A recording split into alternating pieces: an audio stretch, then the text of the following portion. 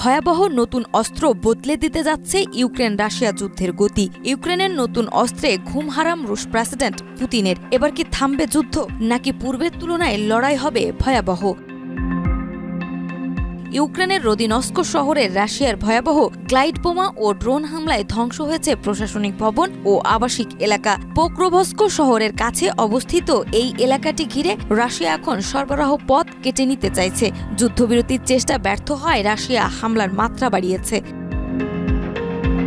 রাশিয়ার নতুন fibre optic drone বড় হুমকি হয়ে উঠেছে। এই ড্রোন কন্ট্রোলারের সঙ্গে তারের মাধ্যমে যুক্ত থাকায় নতুন ইলেকট্রনিক্স পদ্ধতিতে আটকানো যায় না। ইউক্রেনীয় সেনারা বলছে এই ড্রোন ধীর হলেও ভয়ঙ্কর এবং এগুলো আসার পর দীর্ঘ সময় একই পজিশনে থাকতে হচ্ছে। অনেকটা টানা 31 থেকে 120 দিন একই জায়গায় ছিল। LME সার্টিফাইড বিশ্বসেরা কপারে তৈরি ওয়ালটন কেবলস, যা আপনার স্থাপনাকে রাখবে সব সময় নিরাপদ।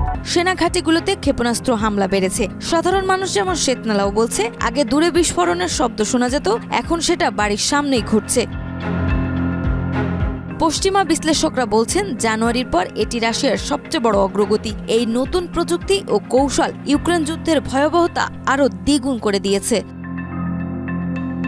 নাজমা, মাই টিভি।